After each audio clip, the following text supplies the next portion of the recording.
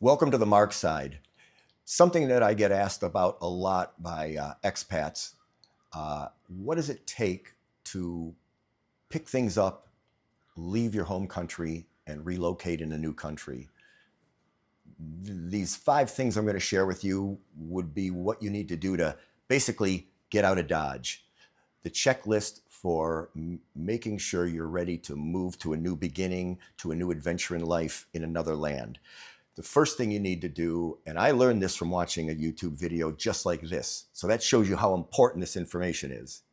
You've got to go and visit the place that you want to retire. Don't judge it through a brochure, through a YouTube video. You've got to go there and experience it. And the advice that I took was go there for a week or two or a month. I went for 5 weeks and took the advice of the video that I was watching that said, and if you go there for an extended period of time, move around, stay in different neighborhoods, different parts of the city or country. You may end up liking a place that you didn't even know about more than the place that you thought you wanted to retire in. But you've got to experience it firsthand to make sure you could really be happy there and it's everything that you thought it's going to be. So you've got to plan that exploratory trip, get to that country, experience the life, the culture, the food, the monetary system, all the things that are going to be new to you because it's not what you grew up with. Once you do that, you go home and it's time to wrap up all the loose ends. Do you sell the house? Do you rent the house? Do you put things in storage? Do you sell and liquidate everything? It's amazing how much stuff we accumulate in our lives. And then when you think about moving to another country and changing your location and starting a new chapter in life, how much stuff there is to consider. Sometimes it's liquidate it all. I chose to liquidate everything, sell the house, the cars, gave a lot of stuff away, but I didn't want to leave anything behind that would cause me to have to take my attention off my new adventure, moving to a new country, a new culture, and also being newly retired. So if you're retiring and moving abroad somewhere, you're changing a couple major aspects of your life. So do the exploratory and then come home and decide, do you want to keep the house and rent it? Just know that that'll be something that you'll have to give attention to from possibly quite a distance away. That can be difficult. Or do you just liquidate everything so that you can focus on everything moving forward in your new home and your new life? Either way is fine. It just depends what you want to do. You want to organize your finances. From bank accounts to the ability to access your finances once you go to another country.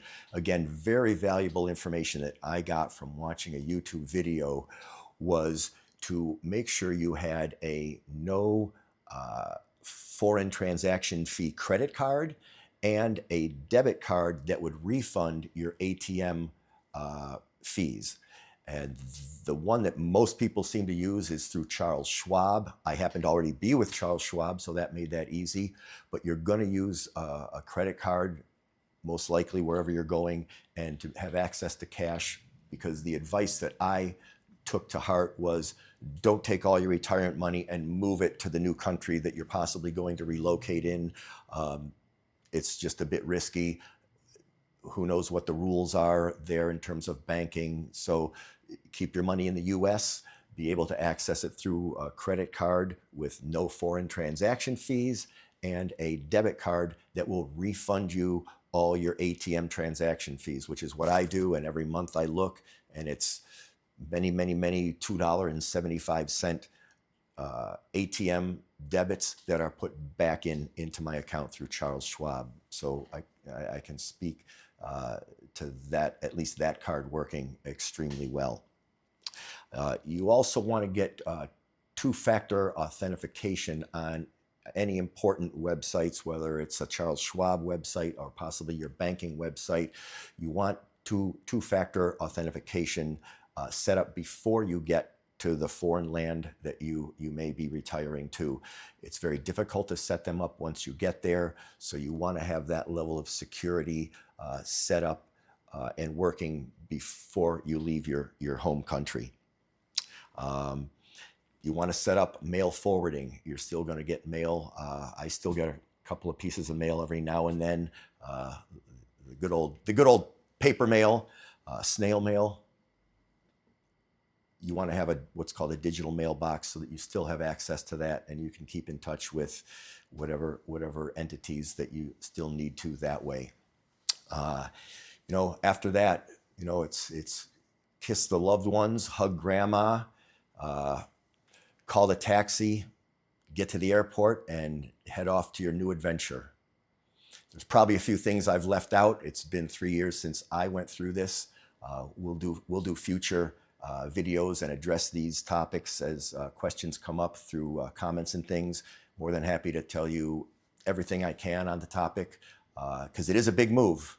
It can definitely take your temperature to pick up and move to a country that doesn't speak the same language, doesn't have the same traditions, but it's quite exciting. So I appreciate your time. I hope this is helpful, and we'll see you again on the Mark side.